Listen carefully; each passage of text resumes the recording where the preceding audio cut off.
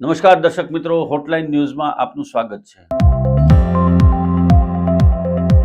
ઉત્તર પ્રદેશ અને કાશ્મીરની અંદર પડી રહેલી ઠંડી અને એને કારણે વેસ્ટર્ન ડિસ્ટર્બન્સ ઊભું થવાથી આગામી 3 દિવસ પછી એટલે કે શુક્ર, શનિ, રવિની અંદર ગુજરાતના મોટાભાગના વિસ્તારોની અંદર કમોસમી વરસાદ પડી શકે છે। ખાસ કરીને સૌરાષ્ટ્ર અને ઉત્તર ગુજરાતની અંદર આ વરસાદનું પ્રમાણ વધારે રહેશે એવું માનવામાં આવી રહ્યું છે।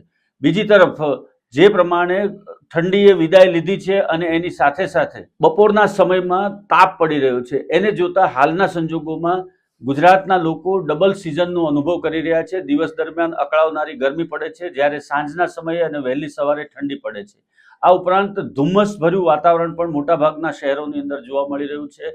ખાસ કરીને સુરત સહિતના વિસ્તારોની અંદર આ વધારે પરિસ્થિતિ જોવા મળી રહી છે।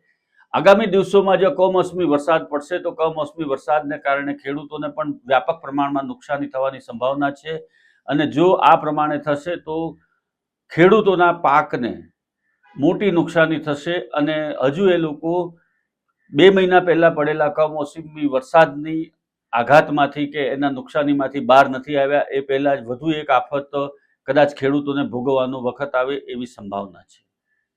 ધન્યવાદ।